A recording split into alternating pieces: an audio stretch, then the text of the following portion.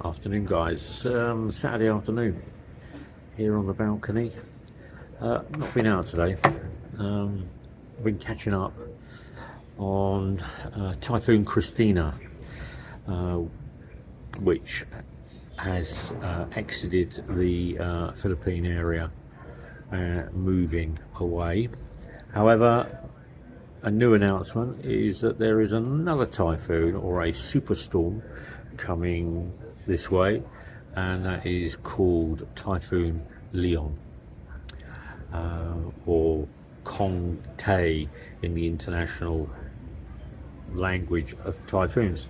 There are approximately 26 typhoons a year coming into the Philippines, ranging from October, November, December, January, February, and it's the Burr months, it's the rainy season, and they leave so much devastation behind if and when they hit landfall. Typhoon Kristine has been wreaking havoc across the Philippines for the last 4 or 5 days, from Siargao at the north of Mindanao, across into Naga, across it into Bicol, and Bicol has really suffered. Prayers go out to the people there. It moved up to Luzon, through Bantanas and Camarines Sur, the region, and it's everything that is in its wake is wet, flooded, and it's not just a little bit of water. Some of these towns are under siege from the water. 36 regions within the Philippines are being classed under calamity. I'll post some pictures and you can have a look at them, but my thoughts are with like the children.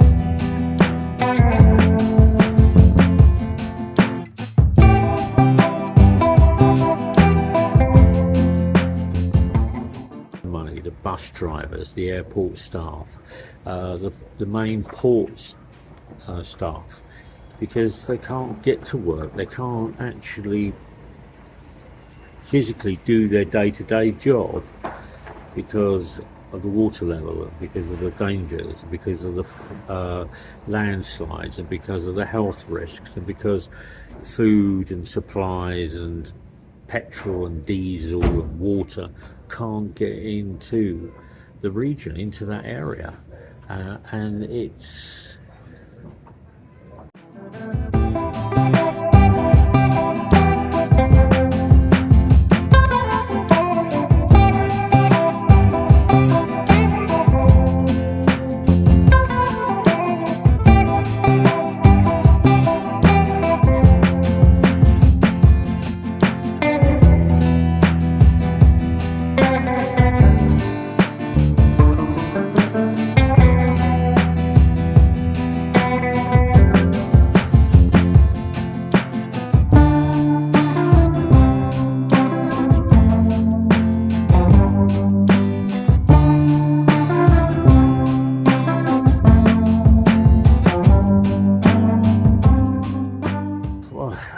I'm just lost for words, really. I've just been watching it today and catching up on it, and there was a landslide in Bantanas, 14 people are killed. There was a PMA announcement yesterday about the government supplying relief aid and supplies on a conveyor belt into these areas to help. But it's all well and good saying you're going to push that stuff into those areas, but how do you get the stuff there when you've got no roads? The roads are flooded. How you got the ports are flooded and they're closed. The airports are flooded and they're closed. It's a minefield, isn't it? I just don't understand how they, how do you get this, how do you get food? How do you get fresh water? How do you get medicine? How do you turn around and when the water level rises and all the pollution and the effluent and runs runs through the towns and runs through the rivers and runs through the flatlands and the rice fields, the farming fields, the high streets, the towns, even the moles. I've got pictures I'm going to show now that where the mole is under like 8 to 10 foot of water.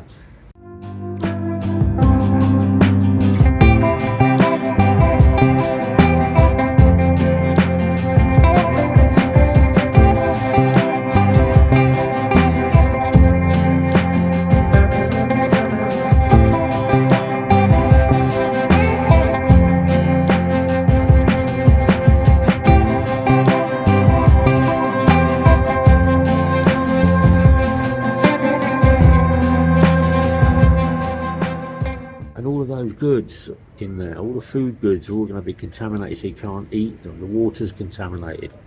And I was just talking to Annie, and I'm thinking to myself, what happens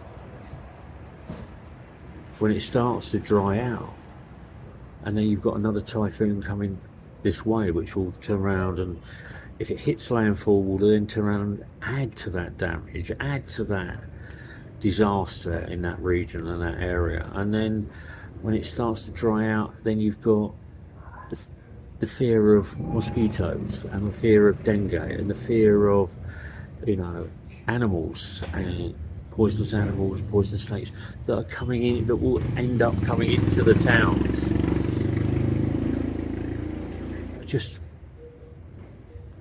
I can honestly say, I'm not being selfish here, that I live in an area that doesn't flood. I've had some floods here, and I've been out, and it's once or twice. But the typhoon area that runs through the Philippines, running from Siargao through Samar, up through Naga and Bicol, and up through Bantanas and into Luzon, and out through Luzon. It's a motorway of water, a motorway of high winds, a motorway of devastation if that typhoon takes that route. I remember the typhoon in Tacloban many years ago. I can remember it, and I went there and I was absolutely mortified at the devastation that a typhoon can create. The resilience of the Philippine people is absolutely amazing, because they got used to it, I believe. I don't know if you can get used to this stuff. I just find it,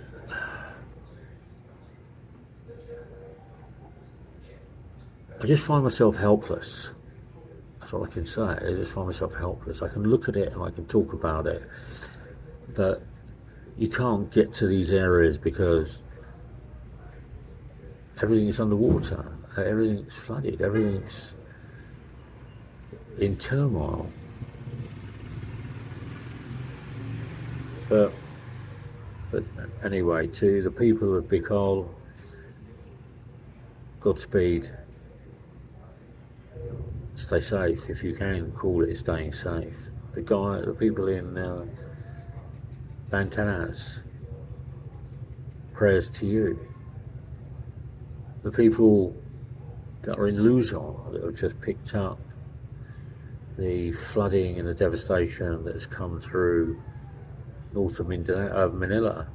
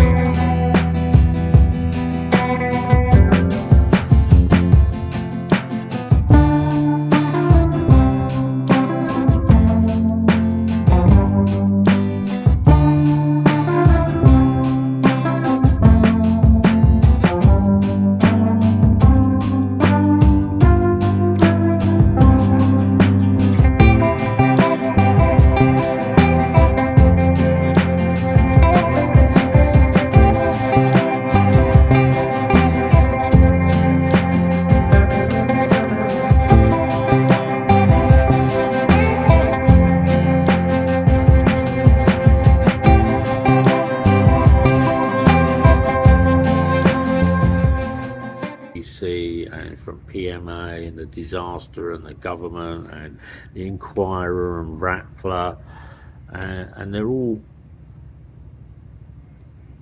giving you this feedback. But there's nearly 2 million people been affected. There's 300,000 people homeless. The death toll, you can't call it because you haven't found all the bodies yet. And I've ridden through some of these areas when I've done my vlogs, and when I've travelled up through Samar, and I've travelled up through Alan and Naga and Legazpi and Alban, and up through south of Manila, and I think to myself, the country was stunning. It's absolutely beautiful, and I look at pictures now and it's under 20 foot of water.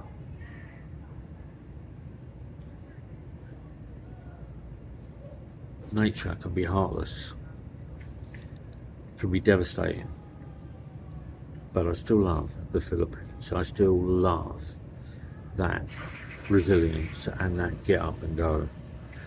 What happens with Typhoon Leon?